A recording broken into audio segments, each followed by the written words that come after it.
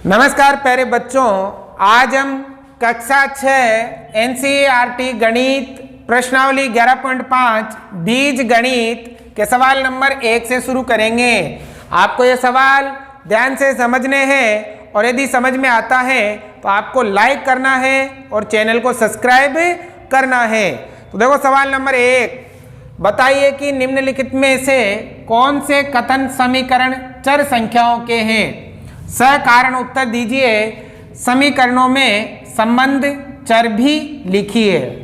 आपको ये कथन दिए हुए हैं, अब इनमें बताना है कि इनमें कौन कौन समीकरण है और चर संख्याओं के समीकरण है और चर को भी हमें लिखना है।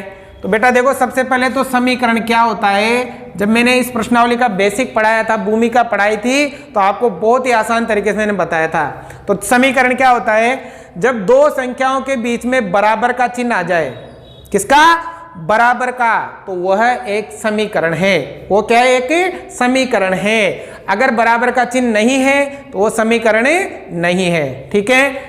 चर क्या होता है, जिसका मान बदलता रहता है। मतलब अंग्रेजी वाला जो अक्षर है ना, वो चर है। इसमें जो भी अंग्रेजी वाले अक्षर हैं वो क्या है, चर है।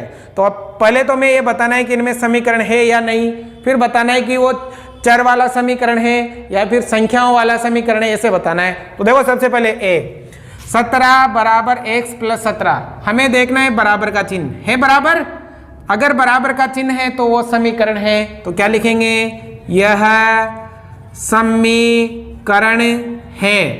ठीक है बेटा, समीकरण है। और कौन सा समीकरण है, चर वाला। देखो यहाँ x क्या है, चर है, तो ये चर संख्याओं वाला समीकरण है। तो x चर है ना, चर आ रहा है, तो मैं तो यहाँ क्या लिखेंगे, x चर वाला समीकरण। ठीक है, आ गया समझ में। समीकरण क्यों कहा, क्योंकि बीच में बराबर आ रहा है, बराबर आ रहा है। और कौन सा, x चर वाला समीकरण है। ठीक है, ये बताना है। अब देखो b में बेटा t-7 कोष्टक में बड़ा है 5। अब देखो यहाँ पर ये वाला चिन्ह है, बराबर का चिन्ह नहीं है। अगर बराबर का चिन्ह नहीं है तो वह समीकरण नहीं है। तो हम क्या लिखेंगे, यह समीकरण नहीं है। बताओ बेटा क्यों नहीं है, कारण लिख देंगे, क्योंकि इसमें बराबर का चिन्ह नहीं है। क्योंकि बराबर का चिन्ह नहीं है, इस कारण ये समीकरण नहीं है। समीकरण वही होता है बेटा जिनके बीच में किसका चिन्ह आता है, बराबर का चिन्ह आता है। अब देखो सी वाला 4/2 बराबर 2, बराबर आ रहा है, तो क्या लिखेंगे, यह समीकरण है। यह समीकरण है। क्यों, क्योंकि बीच में किसका चिन्ह आ रहा है, बराबर का आ रहा है, इसका मतलब समीकरण है। अब कौन सा समीकरण है, देखो अंग्रेजी वाला अक्षर है क्या, अंग्रेजी वाला अक्षर नहीं है ना, इसमें नहीं है, तो यह क्या है, यह संख्याओं वाला समीकरण है, समीकरण है। ठीक है बेटा, अगर अंग्रेजी का कोई अक्षर नहीं होता है तो वो समीकरण तो है, लेकिन कौन सा समीकरण है, संख्याओं वाला, और अंग्रेजी का अक्षर है तो हो जाएगा। अब देखो डी, यहां भी 7 × 3 - 13 बराबर 8, बराबर का चिन्ह आ रहा है, इसका मतलब समीकरण है, यह समीकरण है। अगर बराबर का चिन्ह देखो, जिसमें बराबर का चिन्ह आया वो समीकरण है। अब देखो अंग्रेजी का अक्षर नहीं है तो कौन सा समीकरण है, यह संख्याओं वाला समीकरण है।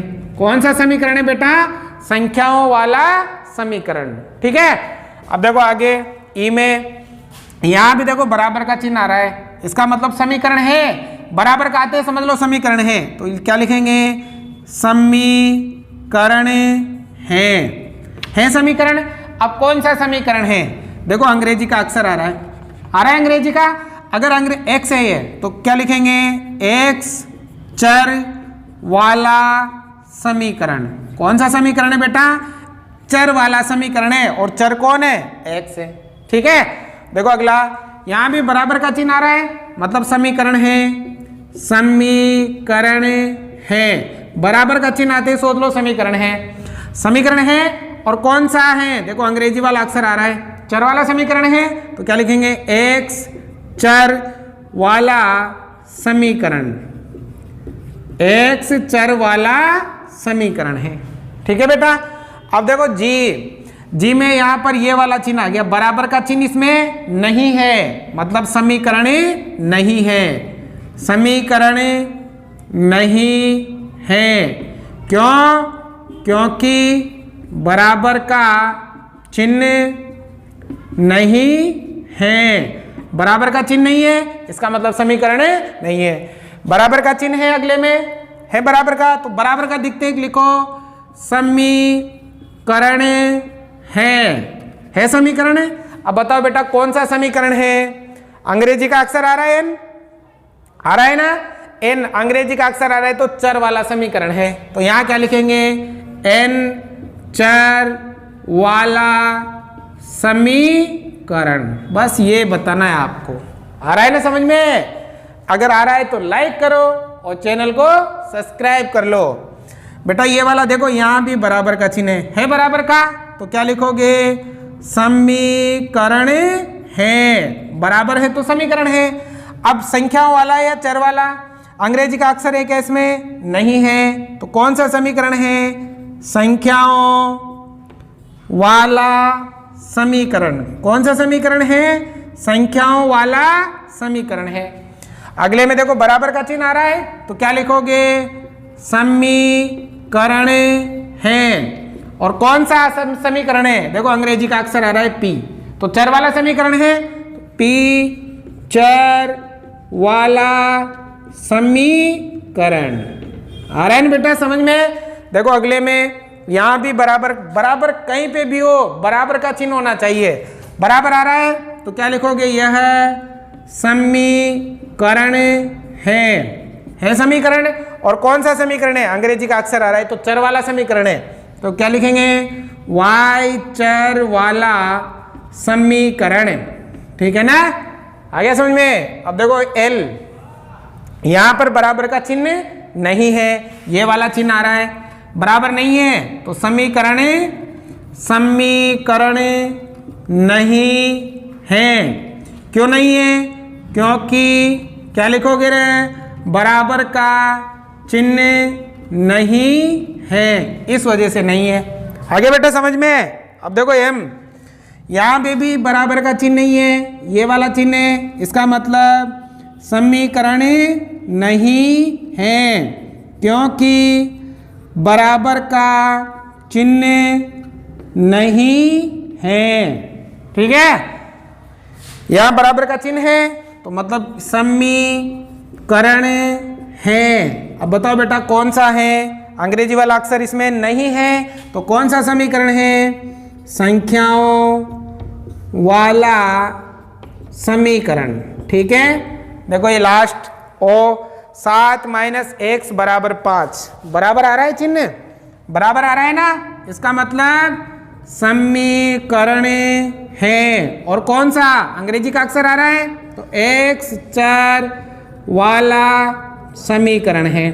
ठीक है ना, तो इस प्रकार से हमें इनको बताना था।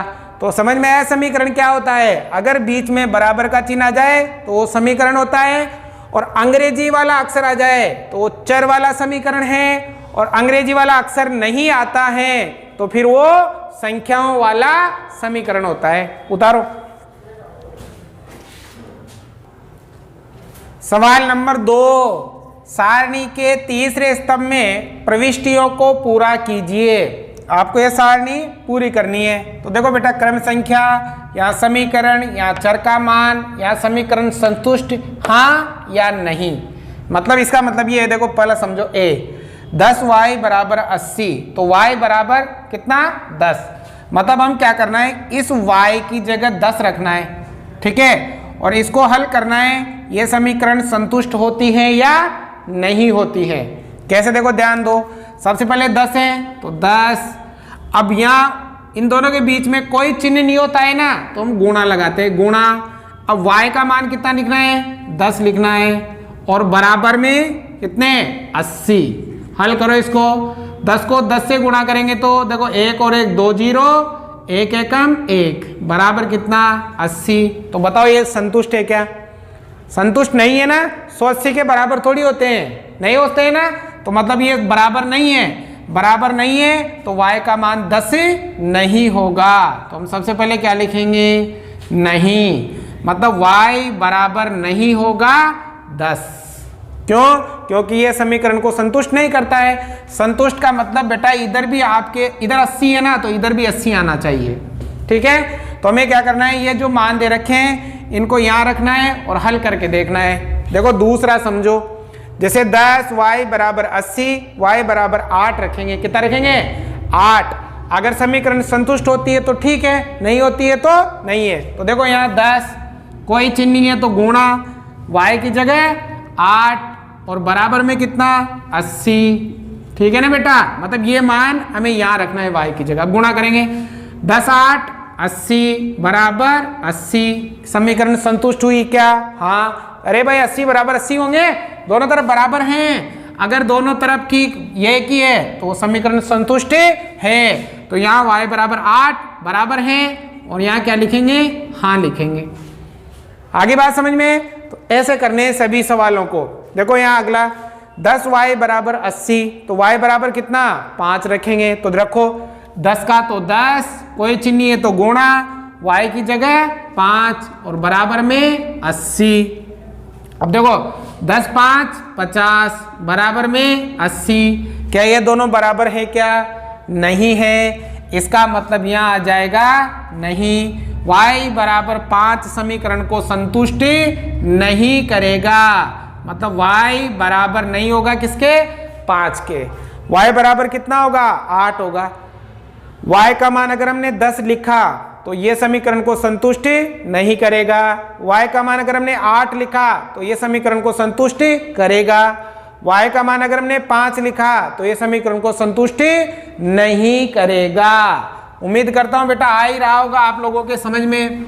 अगर फिर भी कम आ रहा हो तो आगे बढ़ते जाओ, ध्यान लगाओ। अब देखो अगला 4l बराबर 20, तो l बराबर पहले कितना रखेंगे? 20। यहाँ हम 20 रखेंगे।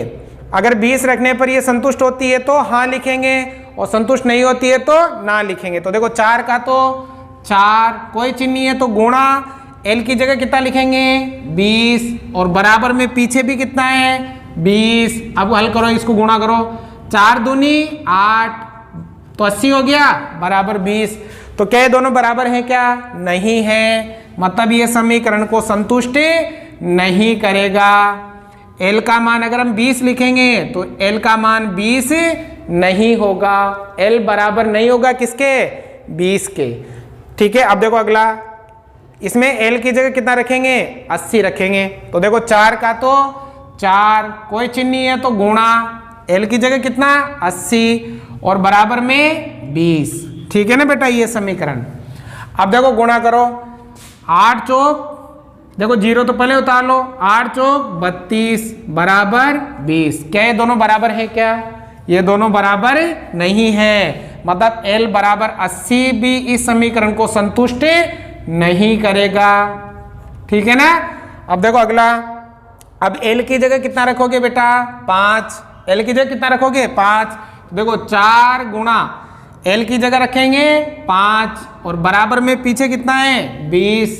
ठीक है, तो देखो 4 पंजियो 20 बराबर में 20, ये दोनों बराबर हैं। इसका मतलब ये समीकरण को संतुष्ट करेगा। तो मतलब l बराबर कितना रखना पड़ेगा? 5 रखना पड़ेगा। तो ये समीकरण आपकी क्या हो जाएगी? संतुष्ट हो जाएगी। क्लियर हो गई बात? तो ऐसे। अब देखो अगला, ध्यान से समझो, बहुत मजेदार चीजें हैं। देखो बेटा ये b + 5 बराबर 9, तो b की जगह कितना लिखेंगे? 5। तो यहाँ b की जगह 5 लिखे देखेंगे। तो देखो b + 5 बराबर कितना है? 9 है। तो ठीक है, देखो b की जगह पहले कितना रखोगे बेटा? 5 + 5 बराबर 9। 5 और 5 कितना हो गया? 10 बराबर 9। क्या ये दोनों बराबर हैं क्या? नहीं है, मतलब b का मान 5 नहीं होगा, यह समीकरण को संतुष्ट नहीं करेगा। अब आगे देखो b + 5 बराबर 9। अब b की जगह कितना लिखेंगे? 9 लिखेंगे। तो देखो b की जगह कितना लिखो? 9 लिखो, ये 9 लिख दिया। 9 + 5 = 9। अब देखो 9 में 5 जोड़ेंगे तो 14 = 9। क्या ये दोनों बराबर हैं क्या? नहीं है। इसका मतलब b की जगह अगर हम 9 लिखेंगे तो भी समीकरण को संतुष्टि नहीं करेगा। ठीक है ना।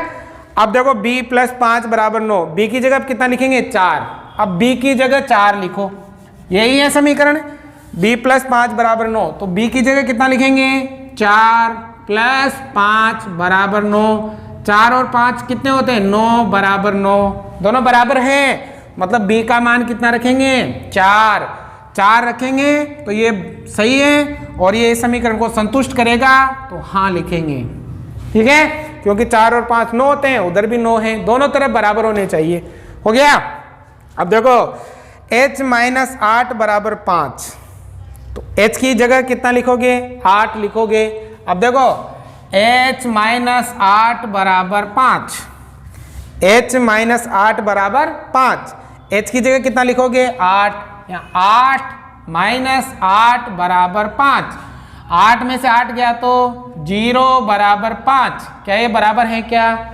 नहीं है, मतलब समीकरण को संतुष्टि नहीं करेगा, तो h का मान 8 नहीं होगा, क्योंकि वो समीकरण को संतुष्टि नहीं करता है। ठीक है। अब देखो अगला h - 8 = 5। अब h की जगह क्या रखोगे? 0। h की जगह 0 रखे, देखो 0 - 8 = 5। 0 में से 8 घटाएंगे तो 8 ही बचेगा। किसका बचेगा? माइनस का, बराबर 5। 0 में से 8 घटाओगे ना बेटा, 8 ही बचेगा। किसका बचेगा? माइनस का। तो क्या ये दोनों बराबर हैं क्या? नहीं, मतलब h = 0 भी नहीं होगा, ये भी समीकरण को संतुष्टि नहीं करेगा। ठीक है। अब आगे देखो h - 8 = 5, तो h बराबर अब कितना रखेंगे? 3 रखेंगे, तो h बराबर रखेंगे 3। ठीक है, तो 3 - 8 = 5, h की जगह कितना लिखेंगे? 3 लिखेंगे। लिख दिया। अब देखो 8 में से 3 घटाएंगे तो कितना बचेगा बेटा? 5। लेकिन किसका बचेगा 5? ये बताओ मुझे। माइनस का बचेगा, क्योंकि यहाँ बड़ी संख्या किसकी है? माइनस की है। 3 - 8 है ना, तो देखो चिन्ह माइनस का है तो घटाना बाकी करनी है। अब 8 में से 3 गया तो 5, किसका बचा? माइनस का, क्योंकि बड़ी संख्या किसकी है? माइनस की। बराबर पीछे 5। क्या ये दोनों बराबर हैं क्या? बराबर है क्या? नहीं है। इसका मतलब ये भी समीकरण को संतुष्ट नहीं करेगा। क्यों नहीं है? अरे ये तो माइनस का है और ये प्लस का है, तो बराबर कैसे हो सकता है? नहीं है ना, तो ये भी समीकरण को संतुष्ट नहीं करेगा, तो नहीं लिखेंगे। आगे समझ में। अब देखो ये वाला p + 3 = 1, p की जगह कितना लिखोगे बेटा? 1। ठीक है ना। तो अब नया आ गया अगला। तो ये से बहुत सिंपल है, आपको बस ये देखना है कि दोनों बराबर। देखो p + 3 = 1, सबसे पहले p की जगह क्या लिखेंगे? 1 लिखेंगे। 1 + 3 = 1, 1 में 3 जोड़ा तो 4 = 1। क्या ये दोनों बराबर है क्या? नहीं है ना, इसका मतलब p = 1 नहीं होगा, ये समीकरण को संतुष्ट नहीं करेगा। अब देखो p की जगह क्या लिखेंगे बेटा? 0 लिखेंगे। तो लिखो यहाँ पर p की जगह लिखेंगे 0 + 3 = 1। 0 में 3 जोड़ा तो 3 = 1 है क्या? नहीं है। p = 0 भी नहीं होगा, ये भी समीकरण को संतुष्ट नहीं करेगा। आगे सभी अब तक समझ में। अब बेटा इसके अलावा इसमें 2-3 और है, वो भी आपको मैं बता ही देता हूँ साथ के साथ। एक देखो इसके बाद 2 और है। ठीक है, 0 तक हो गया ना। अब देखो एक तो है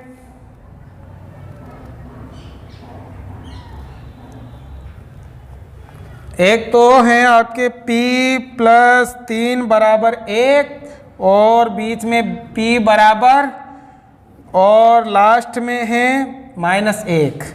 फिर अगला है p + 3 = 1, p बराबर है और p बराबर -2। ठीक है ना बेटा, इधर जगह नहीं थी तो उधर आया नहीं आपके। ठीक है। अब यहाँ भी हमें बताना है कि यह समीकरण को संतुष्ट करेगा या नहीं करेगा। तो देखो p की जगह कितना लिखेंगे? -1 लिखेंगे। कितना लिखेंगे -1। तो देखो p की जगह -1 + 3 = 1।